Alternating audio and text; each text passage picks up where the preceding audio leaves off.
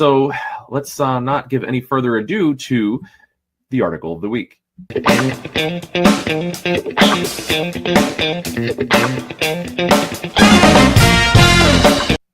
Teenagers are more depressed than ever, and 7 adults who went undercover as high school students almost immediately realized why. So first of all, creepy, right? How long did these 7 adults go undercover? And didn't somebody get arrested for that recently, of pretending to be a high schooler for like a while, and they were like on the basketball team? I'll have to bring that article up another time, but you'll appreciate it. It's pretty amazing. So this immediately shows Nicolette, one of the undercover students at Highland Park High School, featured on the show Undercover High. So they taped it, which means they were videotaping tons of kids, and they had these adults pretending to be kids. There's nothing wrong here. Anyway, aside from that, let's go into what they actually found out, because there's value to the creepy article. There really is. Here's the bullet points. Adults went undercover as high school students on the A&E show Undercover High. They found that depression was surprisingly, I don't know, surprising to who, common at the high school, and social media and smartphones play a huge role. Probably not news to you, but I want to get into the statistics and details because, it's nice to have science back up what you know is true. Teens often feel pressure to maintain their images online around the clock, leading to stress and feelings of inadequacy.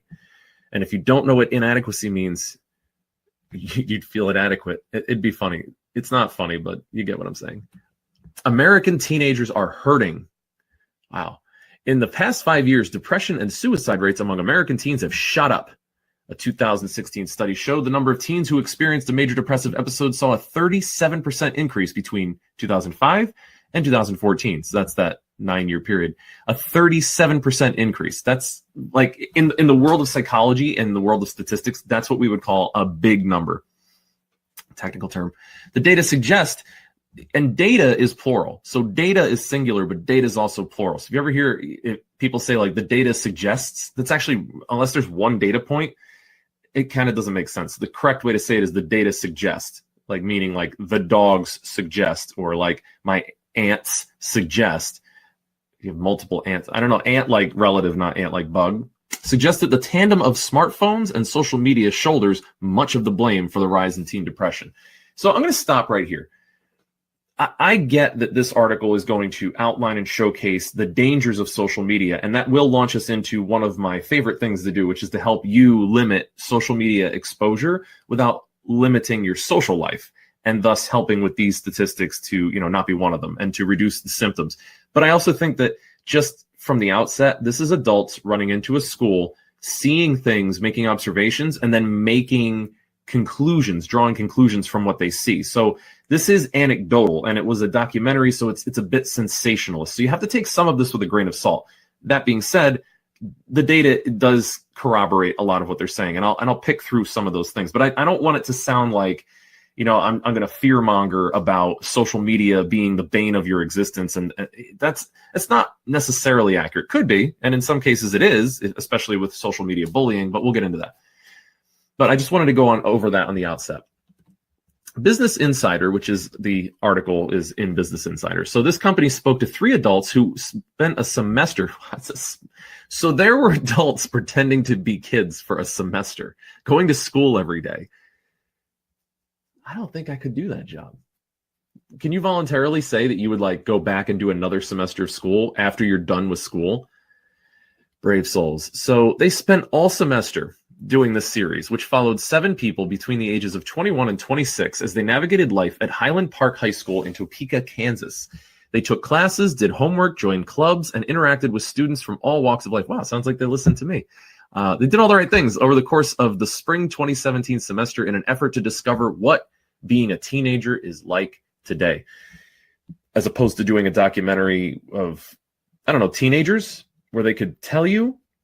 I don't know. Anyway, cell phones are ubiquitous at Highland Park, and teachers often have trouble restraining their students from using them during class. I know that's you. It's not you. You guys are all good. You listen to what I'm telling you. It's kind of a waste of your time.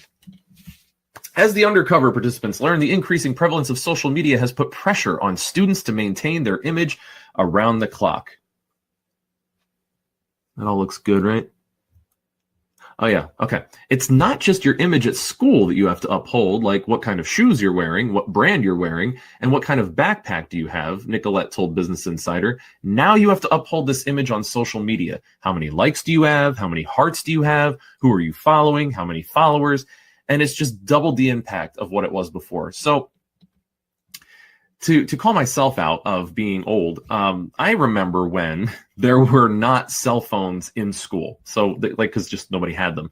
It didn't help that I was in a rural area. So even when there were cell phones, probably like my junior and senior year in high school, nary a cell phone tower was to be found where I lived. So it didn't matter. Nobody had cell phones where I was. So it really was just about looking good when you went to school. You could look like trash on the way to school, and you could get out of all your nice clothes and just relax and hang out with a couple of people, and nobody be any the wiser that, what you look like without makeup or what you look like without a nice, shirt on or shoes. And you could wear kind of scrubby clothes.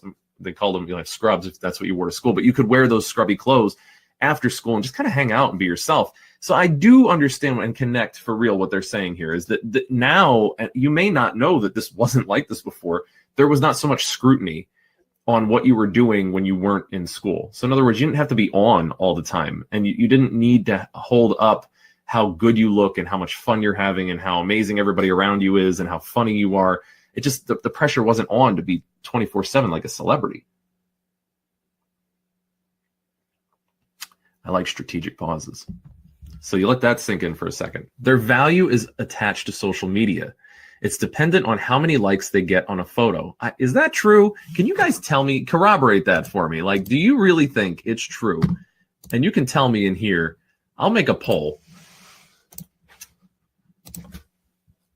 Is your social value determined by the number of likes your posts have? And then, of course, the famous yes or no. And go. I'll give you a second because I want to know this because I don't buy that entirely. I think in some cases it might be true, but I don't think it's entirely true. So I'll give you a second.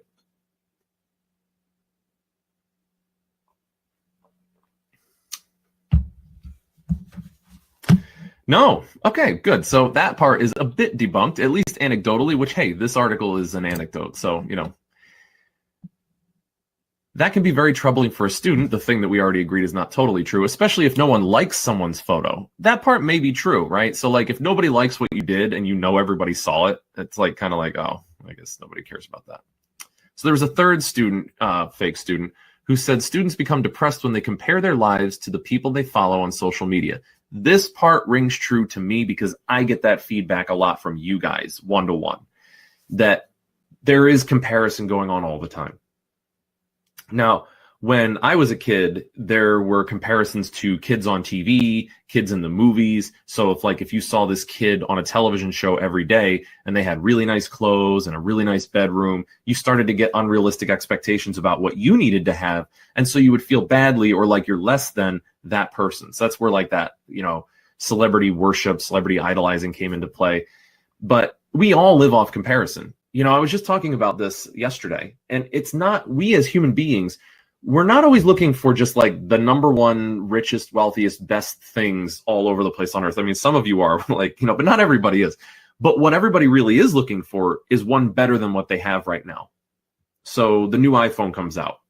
Yours all of a sudden isn't as good.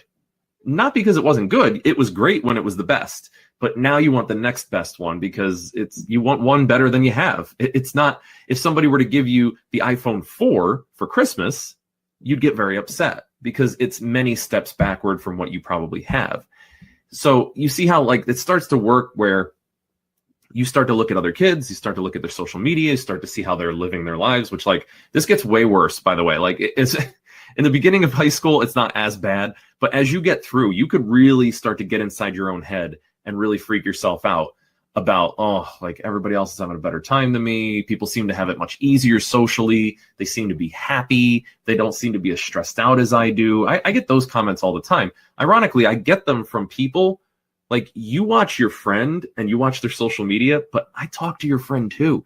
And they also think that about you and your friend who looks like they're having a very easy time. And this is not just social media. This is just social comparison. It's a basic fundamental principle of human beings. We compare socially all the time. So this rings very true that social media does make this more difficult because now all the time, 24/7, you got the newsreel and it's like everybody's better than me, everybody's having more fun than me, everybody's more relaxed than me. So yeah, that happens.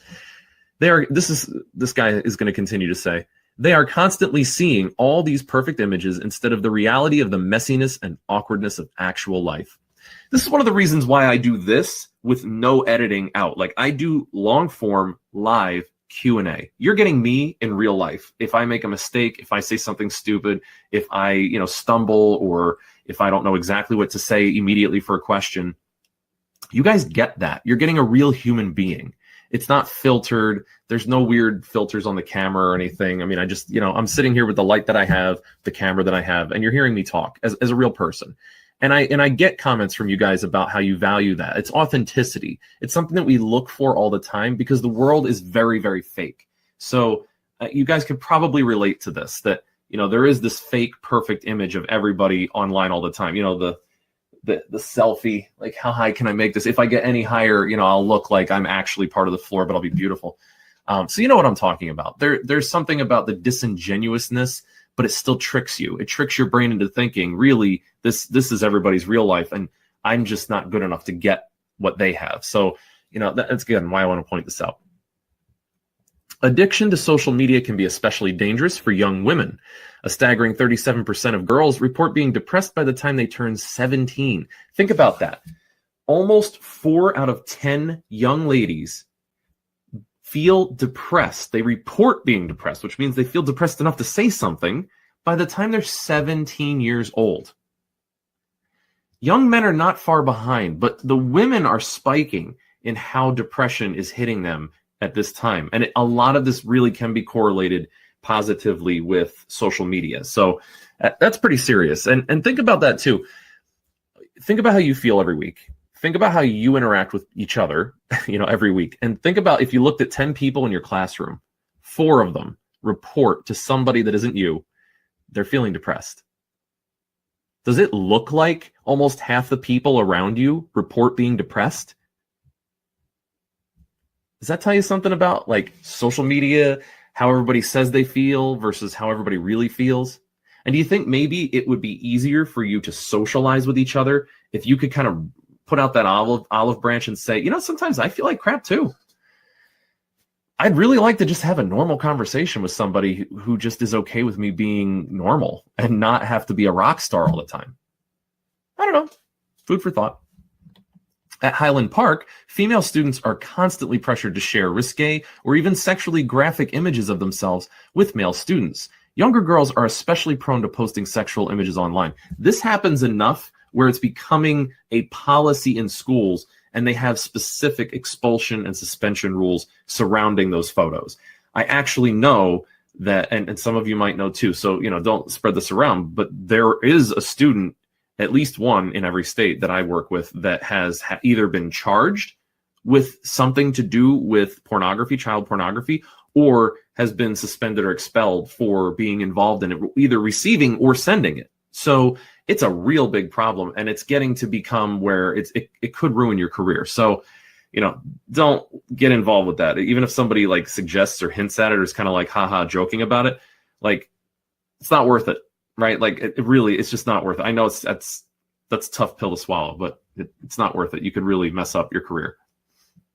It's something that's normal for them, posting promiscuous pictures of themselves and rating themselves based on what others think and like off social media. So again, sick, dangerous world, right? Like you guys are comparing yourselves to college kids because you realize like Snapchat doesn't care how old you actually are. It doesn't care. Like Facebook, Twitter, Instagram, none of these social media platforms, like they all say like, oh, promise you're 18 or whatever, but they don't care.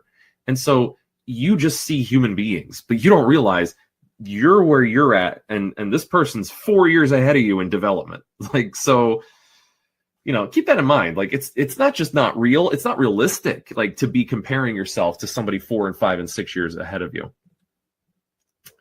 So it's not just about your skills, they say. It's about your image, your sexual image. That's something I think definitely contributes to the feelings that some of these at-risk students have toward their own self and how they portray themselves. So, and then it tries to advertise the show. Don't recommend the show just because it's kind of creepy. That's a little weird. But anyway, it's just funny that they say their own self, because that is correct. Again, whoever wrote this is the best written article I have read in a long time, where there's actually appropriate grammar, which is really sad to say, but internet. So their own self reminds me of my friend Vicky. She used to say all the time, like, well, you worry about your own self, and that's correct. But she's has a master's in English. So anyway, this is what's going on with kids all over the place. This is not just you. And I brought this up for a couple of reasons. One, like, obviously, I think you understand that this is an issue. This is something that's going on all over the place, and it is making people actually depressed, like that. And that's the other part that I want to stress. This is making people depressed. So, it's not no risk. There's no consequence here. People are getting their lives to be lessened in their value. People are more and more upset because of social media. So if there was not such scrutiny on you, because, let's be clear, it's not about the fact that social media exists. It's the fact that you need to be on all the time, and you're comparing yourself to other people's social media all the time. So what's the solution? Oh, wait, actually, that's good. I'm going to ask what the solution is. You can throw it in the questions and answer.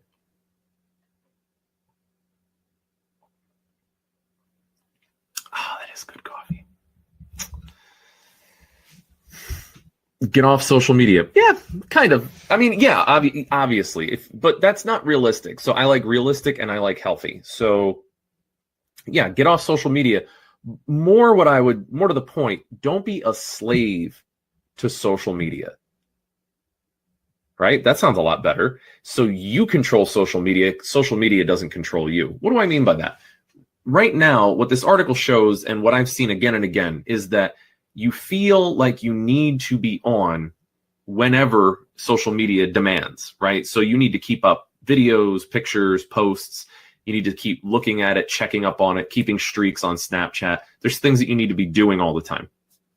Your Discord is constantly doing, roll calls and asking for everybody to post or whatever. And you need to know what's going on, because you just, you're 5 memes behind, and now you sound like an idiot because you don't know what people are talking about, and you have to ask, and nobody wants to ask. So you feel like you're behind all the time. If your goal is to always be caught up, what if your goal was to never be caught up? What if your goal was to be above social media? What if you looked at social media as entertainment, connection to people whenever you feel like it, and not as a platform that you have to perform on, like a stage puppet? What if that was the way you used it? Kind of like, the way it was intended. That's when they invented so Facebook. Let's start with Facebook, because it's an oldie but a goodie. I could go to MySpace and talk about that, but you're not even going to know what I'm talking about. AOL Instant Messenger and ICQ. I talk to people that are in my generation. They don't even know what ICQ is. So anyway, I was always up on these kinds of things, but I always used them the way they were intended. When they were built to have friends connect with friends, and they were built for entertainment purposes, for fun. Free time, look at Facebook. Free time, look at Twitter. Browse around, check out YouTube, see what people are doing on Insta. It's only recently become a phenomenon, like last 3 or 5 years, that there's an obligation to be prolific on these social media platforms. So it just doesn't have to be that way. It literally is up to you. I mean, think about it this way. If you said to yourself, I'm only going to post on social media during, like, right after school or lunch, after, like before I go to school, whatever. When you look your best, you see something funny. I have some posts that I could show you. I have something I did this morning. It was kind of ridiculous on my my other platform. It's just like, it was a 6-second clip or a 10-second clip, and it was fun. It was funny, but I don't have to do it, but I just thought it would be funny, so I shared it. That's the kind of thing that you could do. Now, you go dark. You don't keep streaks. You let everybody know, hey, just so you know, we're not streaks, because I'm done. I'm not going to keep posting day in and day out. You could like talk to me or text me, but I'm not going to keep posting just to keep it up. I'm not just going to keep sending you something back and forth. You could do that. And then you post when you want to. So what happens there? There's not a continuity anymore. There's not a timeline anymore. It's just you posting whenever you feel like it. So it's like, oh, wow, they actually posted. What are they doing now? And it's something actually interesting. Like you had a game and you did really well. So you just did a brief like Periscope, or you just did like a brief recording with somebody where you're like, we won. That's fun. And that's cool. And that's an accomplishment for real. So it's worth posting. Now your money, you win. Versus I have to post every day. Oh, I better do my hair. I better do my makeup. I better do whatever. I gotta look good. I gotta wear something nice. Like, I can't look like a slob. I can't have them see whatever. You don't have to worry about that. You just post whenever you feel like it. And you only look whenever you feel like it. So you're bored and you want to see things. So you go and you just like, okay, I'll go take a look. And you take a look at it and you like it. And then that's it. Like, whatever, share, laugh, whatever, comment. And that's it. You basically go on when you feel like it, and you no longer are, your goals are no longer the same. So you're not looking to, keep a streak alive or like look a certain way. You're just in charge of it. It's not in charge of you. That simple shift is all you need to no longer feel the stress and burden of what? Keeping up on something that will literally not matter tomorrow. So now people are being called NPCs. Okay, that's funny, but it'll still be funny if you hear about it in 2 weeks when nobody's even saying that anymore. Okay. So that's one big thing. One big strategy is you schedule when you want to be on social media. The other thing that I always say is limit yourself to 1, maybe 2 social media platforms that you actually utilize. So if you want to use Instagram, use Instagram. Go nuts. That's the thing that you post on. That's what you usually look at. That's what you comment with people on, or you direct message on. But then you're not using Facebook, you're not direct messaging, you're not tweeting, you're not using Snapchat that much. Or if you just want to use Snapchat because you like the quickness of it and you can kind of send out vines or whatever, just do that. But you make it work for you. Don't make yourself work for it. It's not paying you, and it's certainly not paying off. Now, how that relates to real life social skills. When you're not constantly having all of your friends' information online available to you, and when your information is not always available to them, guess what can happen when you're at school? A conversation. One of the reasons why we're getting so bad at talking is we have nothing to say to each other. I know where you went. I know what you ate. I know who you were with. I know what you like. I know what you're mad about. I know when you're sad. I know when you're excited. I know about your cat. Like, what is there for us to talk about? Nothing. We're killing conversation by oversharing. Just keep it to yourself for like 2 minutes. And then when somebody asks, what'd you do last night? Oh man, you don't know? No, I don't know. You didn't post it. Oh yeah, because I'm not like, an Instagram celebrity. Here's what I did yesterday. Oh, that's cool. What did you do? Oh, you don't know? I posted it. No, I don't look at that stuff. All of a sudden, there's a conversation. Getting good at conversations is good for life. It's good for business. It's good for college. It's good for networking. So, you're killing all kinds of birds with one stone. And all that is just honestly less work. So let's recap. Less work, less stress, not a slave. It's working for you, having good conversations, building networking skills, partridge in a pear tree. Yes. And that is the article of the week. Did